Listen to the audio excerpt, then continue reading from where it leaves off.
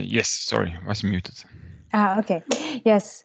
So we will start on time because I know everyone has a very busy schedule. We want to welcome everyone, and as we are in a small session, I propose, Sven, that you quickly present yourself. That might be easier for Patrick also to give immediate feedback, or to to customize already a little bit. I'm the only one following. Is that right? No, there are more registrations. There were more registrations, but right people now, are coming in. Okay. yeah, they're coming in. So we will start. I will introduce quickly myself. So I'm Sven van den Broek. I'm with a colleague. We are running an online marketing agency.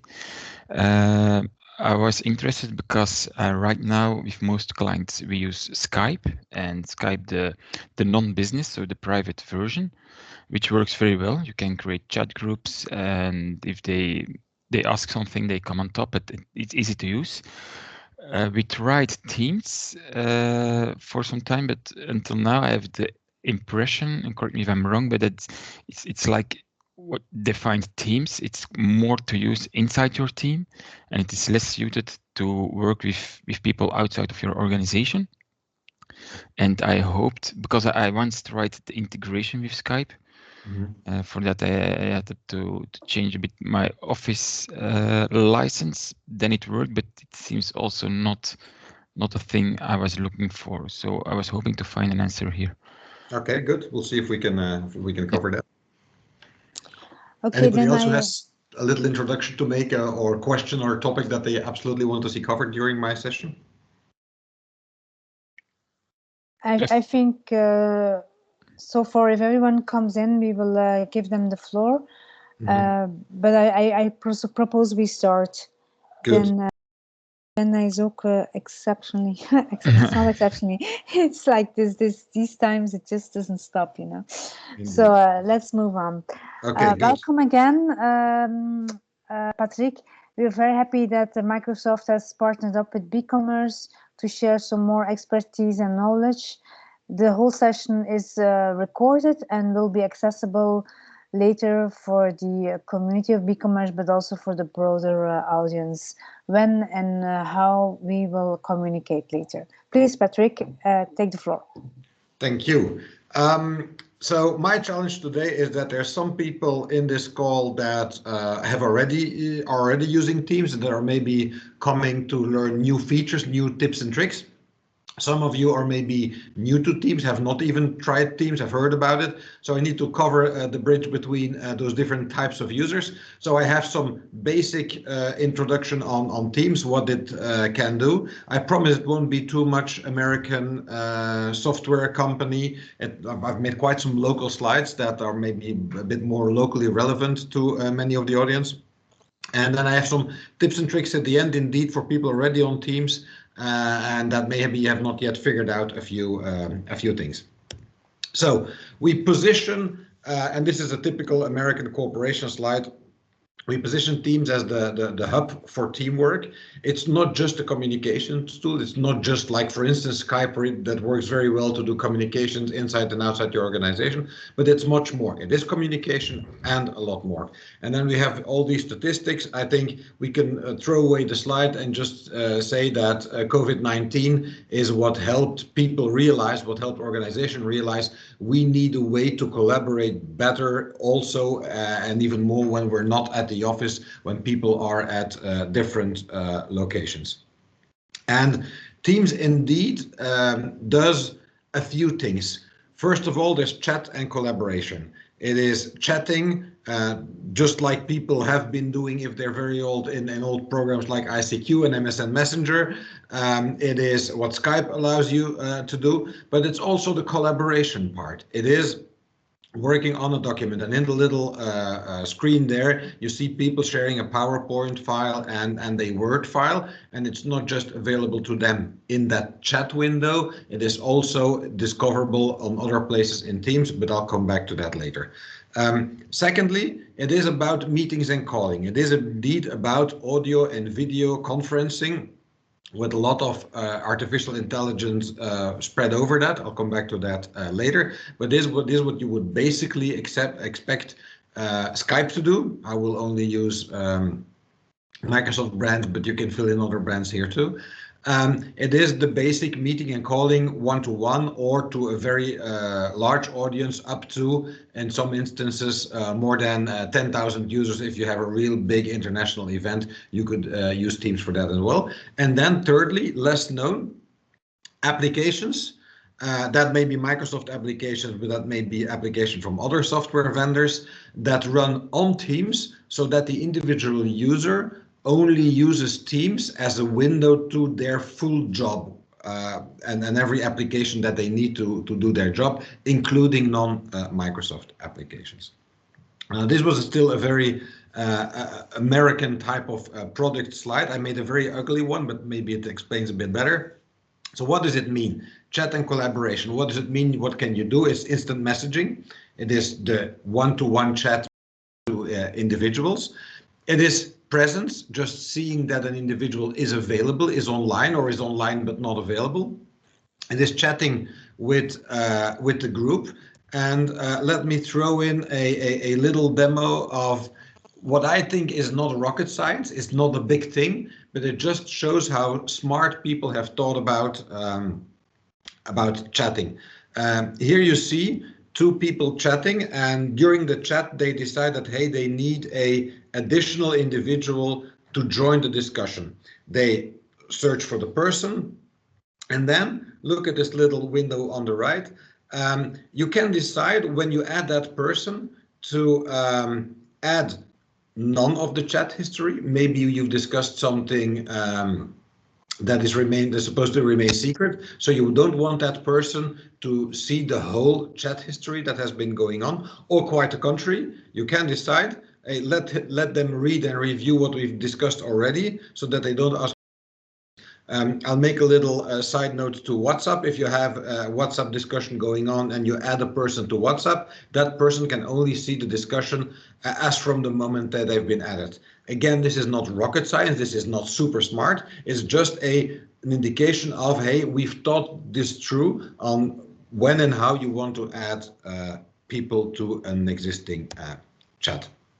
So I was in this slide talking about group chatting. It's also about sharing documents, also working on documents, and between brackets, the rights protection. If you have a Word document and you have, or let me change that to an Excel document, and you have made some cells editable and some cells not editable, or some people can view the document but not print it, or can view the document, print it but cannot modify this, these rights attached to the document remain within Teams. So it's not because I share the document on Teams that all of a sudden all my rights protection is gone. No, it stays on that document.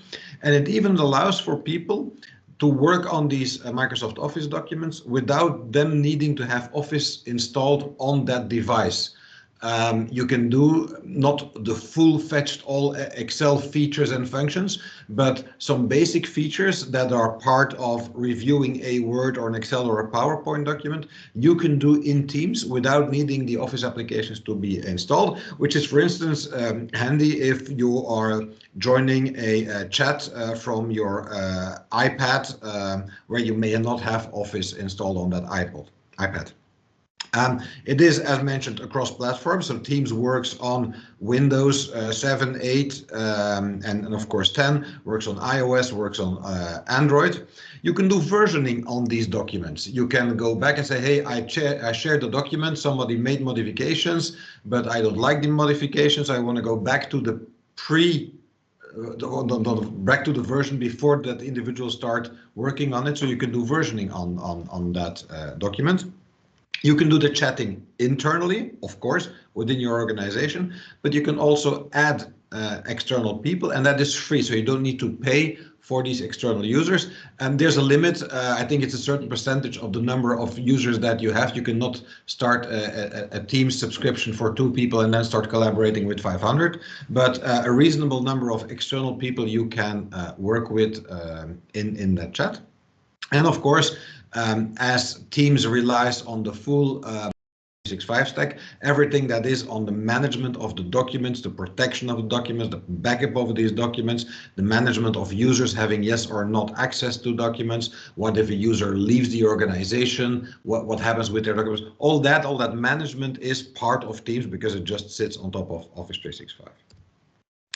As said, you can do meetings and callings, so you can do audio and or video, you can change backgrounds, you can manage participants, and I will come back to that later in the tips and tricks. Maybe you want to have a meeting with a larger group of people, but you don't want everybody talking through one another. So you want to limit the number of people that can present. You want to limit the number of people that can talk. That is possible.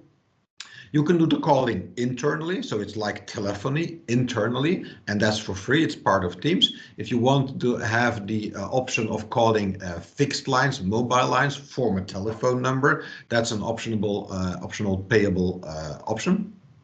It works across, again, these same Windows, iOS, Android devices, but also devices, what we call Teams-enabled devices, the typical infrastructure you find in meeting rooms, where there's no real operating system, at least not visible to the user, but they can also dial in these meetings that have been proposed. And then these meetings, just as we're experiencing today, can be recorded, fine. We also do transcription. We offer the option of having the audio recording transcribed. Today not yet available in Dutch, but English is available and French is coming very soon. So you can have a transcription, a text version of what's been said, including the option to search in that text. Suppose a meeting was held, I was not able to attend the meeting, I am interested in one particular topic. Unfortunately, that topic is treated at the end of the 1 hour meeting, so I need to listen to 55 minutes of meeting before they come to my topic. No, I can look in the transcription, when have they talked about this topic, and then I immediately jump to the part in the recording where my topic is treated. Of course, you can see attendee lists if somebody takes notes in the meeting. That is automatically linked to the Teams page of that meeting, so you don't have to share via email meeting or meeting notes around. And if you have a recurring meeting, you can have the meeting notes continue meeting after meeting, and everybody knows what they need to do and find the meeting notes, etc. Very nice, as you see here, is a new way to represent people in a call. I mean, if we're 9 people in a call, a 3x3 visual of the people is nice, but if you have 20, 30, 40 people in the call, they become all very small squares. And so now we've made available a function where you can sit the people in different backgrounds. In this example, it's an auditorium. Also very interesting in schools, right? You see very quickly who's paying attention, who's waving their hand to ask a question, and stuff like that. So it's just a visualization in Teams of the different people attending.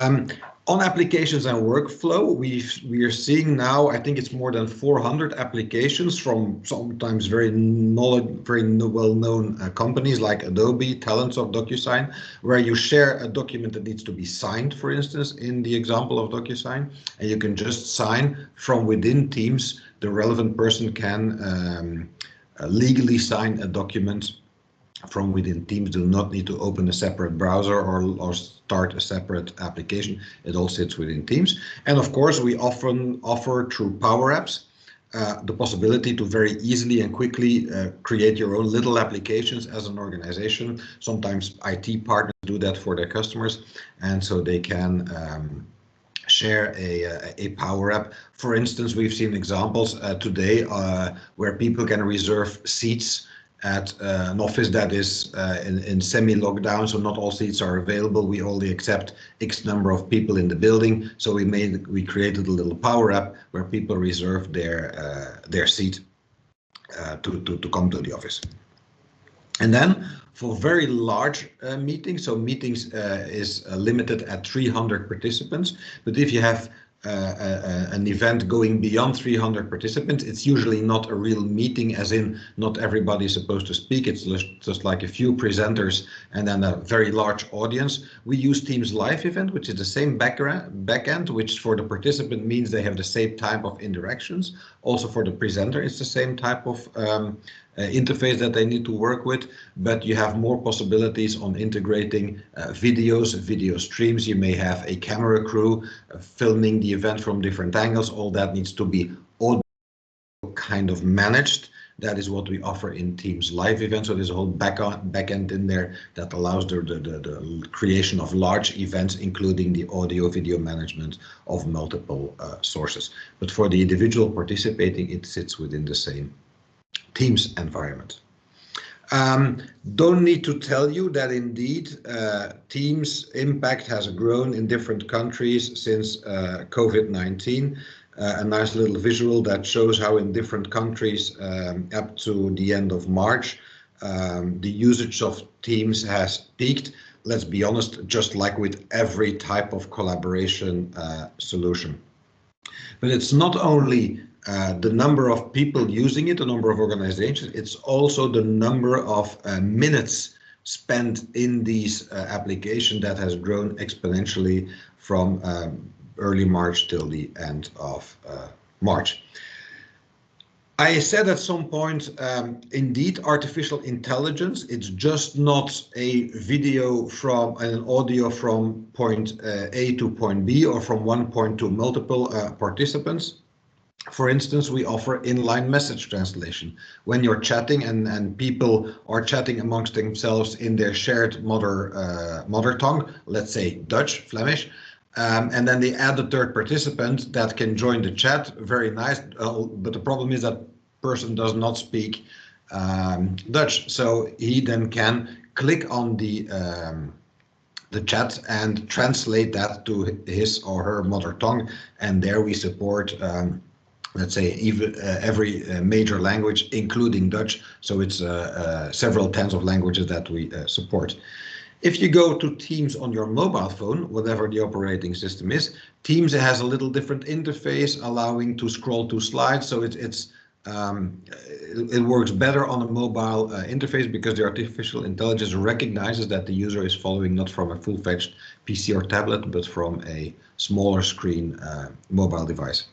The recording transcription I already mentioned. So in the recording, you can kind of do subtitle, as in I review the content later and I subtitle and I read the subtitles because maybe I don't master that language very well, or I want to search in the transcription.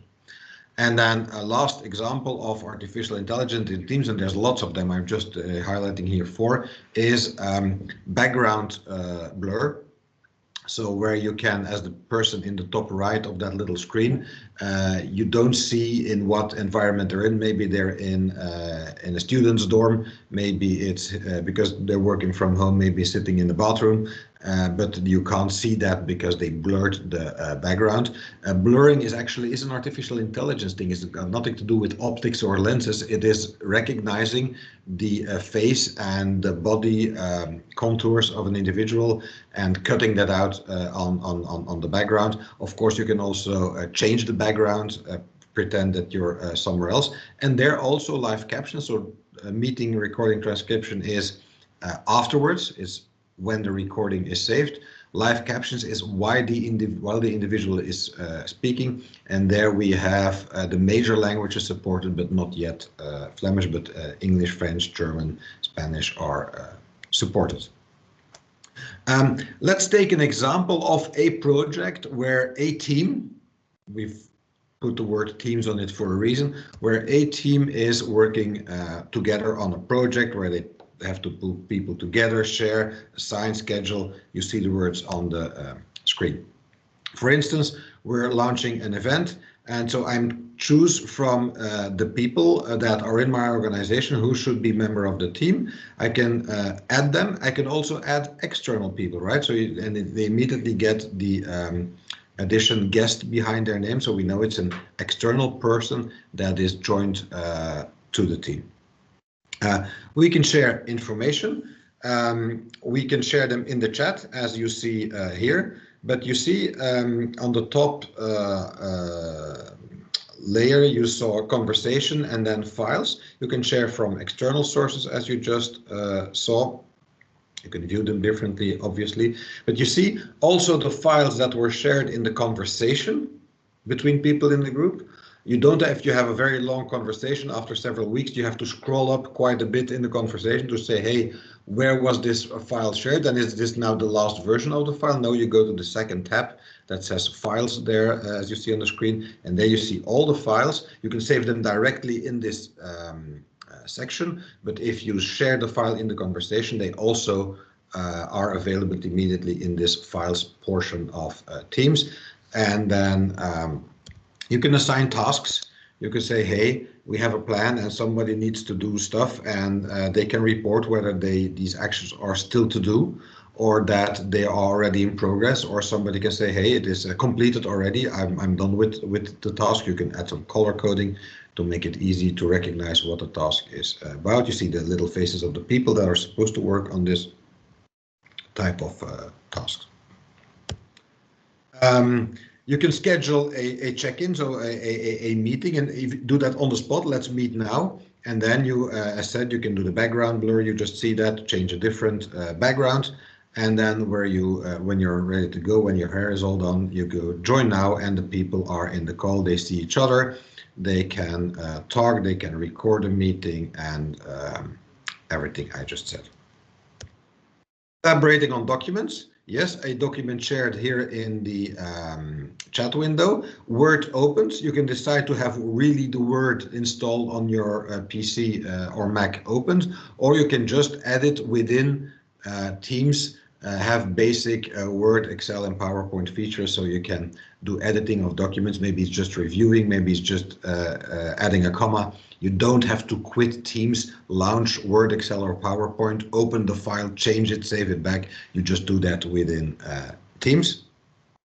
And then mentioned already, meeting notes that you can share for each meeting that you hold. It will automatically insert the date, insert the participants, and you can have all these notes. These notes are, of course, available within Teams, but if you're using OneNote, one of my favorite applications within the Office suite, you can sync these meeting notes, so you don't need to open Teams to look at notes. And for instance, on my mobile device, I have the meeting notes of events with me, so that I don't have to carry my PC necessarily with me to view the meeting notes of past meetings. Voila, just one very quick rundown of a project where different tasks during the whole project are all worked on, including the calling and the messaging are all worked on in Teams. Why Teams? I'm not going to read the whole slide. Maybe I'll stop a few seconds on the first line. And that's almost a little joke I made unexpectedly, because indeed the first line, if you're a knowledge worker, if you're an individual that works on a PC most part of the day, you're not a first line worker, you're a knowledge worker. You probably live on your PC or Mac. But what about people that we call first line workers, people in a store, people on a factory floor, nurses in hospitals, people that are not necessarily all the time in front of their PC. Maybe they don't even have a PC from the employer. They have their own little tablet, or they share a PC with many colleagues. Teams also works there. Very important thing that we want to offer. Also on their private devices. So maybe I have a private device, I read my company email on there. Well, I can also do Teams on there, participate in Teams in a secure way. So the employer remains owner of the content shared on Teams, also on that mobile device. And for instance, maybe I've set a security rule that documents shared on Teams cannot be saved on the local device if the local device is not a company-owned device. Last line on this slide, all types of languages, markets, and with the data stored in the region. For us in Europe, the data will be stored in Dublin and Amsterdam in most of the cases, and definitely not across or outside of Western Europe. Last part of my little webinar are some tips. Questions I've been getting from sometimes friends that work in companies that have deployed Teams over the past couple of months, and they said, hey, this is great, but I have this one question. So let me start with this one. it is about presenting a PowerPoint like I'm doing today in a Teams call. And actually, I'm going to quit presenting my PowerPoint. What you see now is the PowerPoint as I was presenting it. And you'll have to take my word from it. At this moment, I am viewing my Outlook, my email, and you're not seeing it. You're just seeing my PowerPoint, right? How do I do that, and why is that important? It is the difference between sharing your, and I'm going to stop sharing now. So now you see the Teams environment with the people in this call. And actually, I'm wrong. You're not seeing this. I'm going to start sharing it now. Voilà. Now you see my desktop, and now you see my Outlook. So I prove you I wasn't lying. Now you see my PowerPoint. Now you see Teams again. Why is this? Because I decided to share my desktop. When you push on this little button, and I'm not going to do it now because then I stop sharing, but if you click on this button when you're not sharing something, you have three options. You have the option of sharing the desktop, which is what I'm doing at this exact moment. I am sharing my desktop, and everything that I see is what you see. If I click on this, I also have an option to share an application that is open. Very often that will be PowerPoint. The good thing about sharing PowerPoint is that the people in the call will only see my PowerPoint, either in this view. If I click present now, it will show up as a slideshow. But if I share my PowerPoint, and not my desktop as I'm doing now, if I share my PowerPoint, you only see PowerPoint. And I can switch to maybe the chat window to see if there was a question. I can switch to my email to see if an important thing came in. I know that the individuals in the call will only see my PowerPoint. And then the last option I have, and this is the one that I would recommend in many cases, you can see, so there's, when you click on this, again, this same little button, you can share the desktop, which I'm doing now. You can share a PowerPoint, which is what I was doing up till a few minutes ago. But you can also share a PowerPoint file. And actually, it shows you the last few files of PowerPoints that you've been working on. And I'm going to go back to my presentation. So indeed, when you share the desktop, everybody can see what you do. But if you change this, if you choose this third version, you share the PowerPoint file. And this has two major benefits. First of all, the PowerPoint is uploaded on Teams, so it does not consume the bandwidth between my PC as I'm having now. I'm sharing from here to the Teams environment and you're viewing it from there. But so every little video that I have in my PowerPoint is consuming this bandwidth that I'm now using. If I decide to share the PowerPoint file in Teams, I'm not sharing it in the sense that people can download it. That's another thing. No, I'm uploading the PowerPoint in Teams automatically because I share the PowerPoint file. And that has the advantage of the bandwidth. But secondly, it has a big advantage when you're co-presenting. Suppose there's 2 or 3 people who have worked together on a PowerPoint. They've agreed to the final version. Now they go in the call. There's 20 people in the call. And then they go like, okay, who's presenting? And then the 2 that are also talking but not sharing the PowerPoint from their PC, they continuously have to say next slide please, next slide please. And if that person that has the slide open drops from the call, nobody can present anymore. So that third option of sharing not your desktop, not an application like PowerPoint, but sharing the PowerPoint file has 2 big advantages. It saves you bandwidth and it saves the function of somebody having to click for the other presenters, because everybody can present the same file because it is shared within the organization. A second very important tip is about managing participants in a call. And these can again be external participants or internal participants.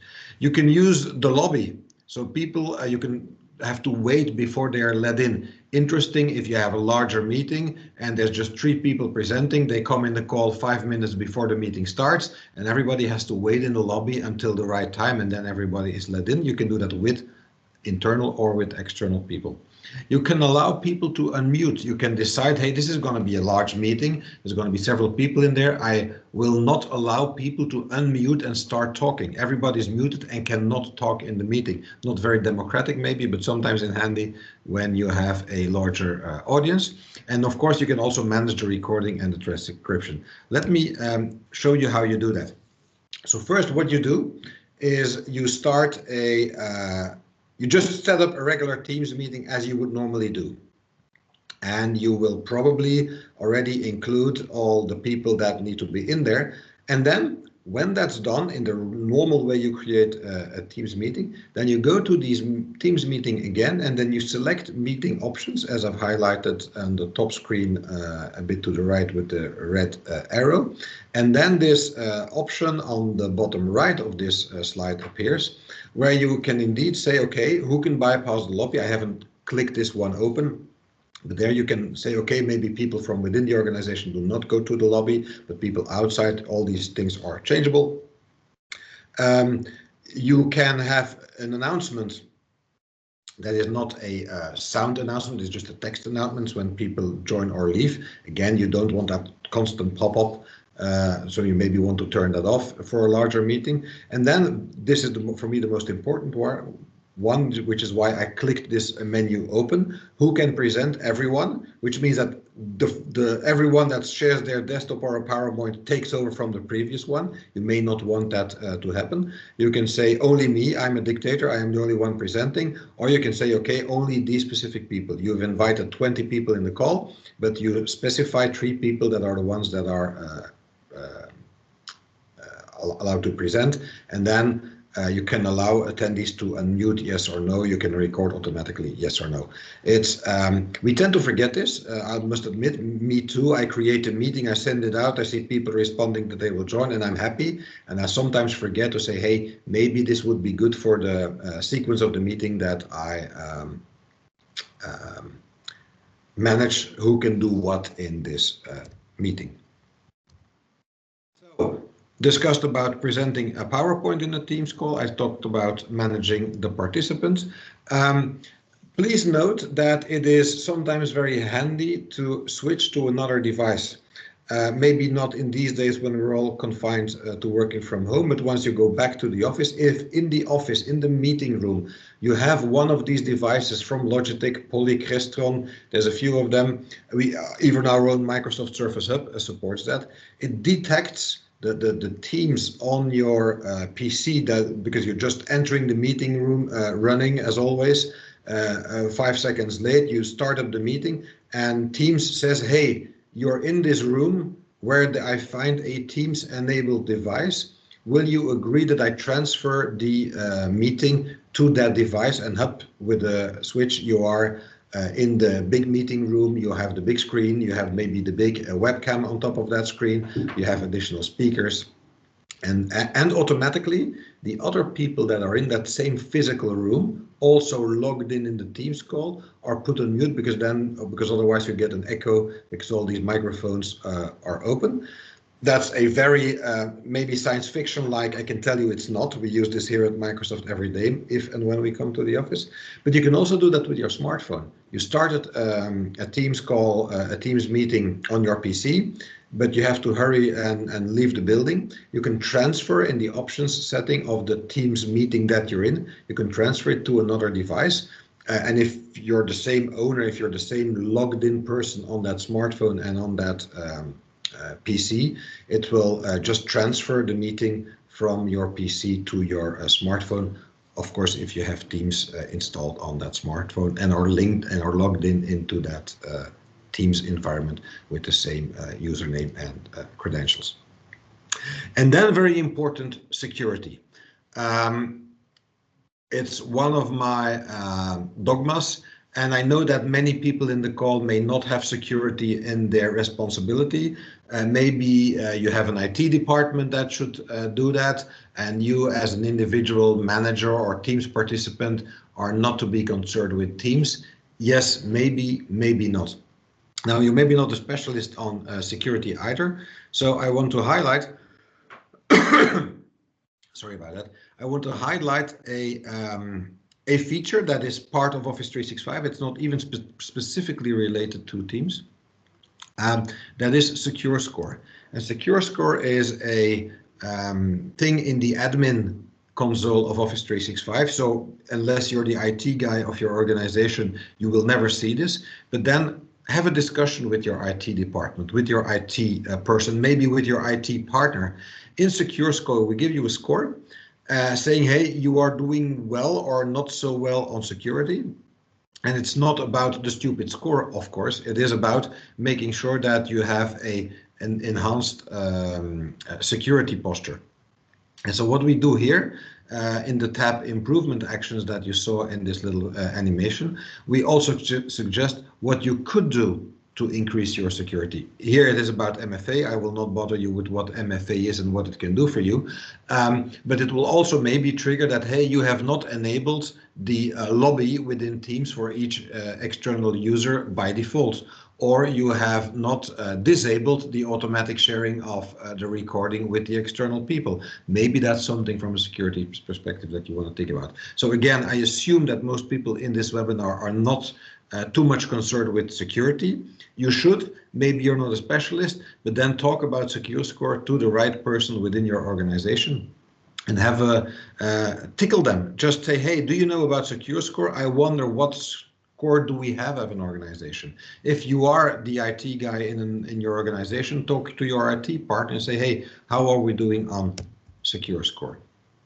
So some resources specific on Teams. Basic features of Teams you can find in this URL. You need to switch to FRBE in the URL to get the French version of this content. So yes, it is localized. It is Dutch and French. I've taken a snapshot here of the Flemish pages, but there you see training, communicating, actually also how about reaching out with Teams to friends and family, maybe to the not-for-profit organization that you're also working for in your spare time. So basic information on Teams is available on this URL. More technical documentation, you don't want to read this if you're not a techie, but more technical documentation in English, by the way, about how to set up Teams correctly, securely, how to enable or disable some functionalities, for instance, with external people in Teams. And then for your reference, I sometimes get the questions like, what is the maximum file size that I can attach in a Teams discussions? How many files can we put? I don't know this stuff by heart either, but in this document, the service description, we very boringly, I'll have to admit, we just list all these nitty-gritty details about Teams. Maybe you want to know, hey, if I upload Adobe PDF file in Teams, does it also enable the viewing of that document? Yes, no. What about AutoCAD, or do I need another application? By the way, Adobe has, for many of their file formats, Photoshop, InDesign and stuff like that, they have viewers available in Teams as one of the applications that I mentioned. Voila, I promised I would stick to 40 minutes. I think I did exactly that. So I will open up for questions if any. And if not, I think we can stop the recording, and you will have, for the members of BeCommerce, a hopefully very interesting 40-something minute session on Teams. Thank you very much, Patrick. I'm sorry for the noise in the background, but I'm working from home today. There was no water in the coast station. They were working on sanitary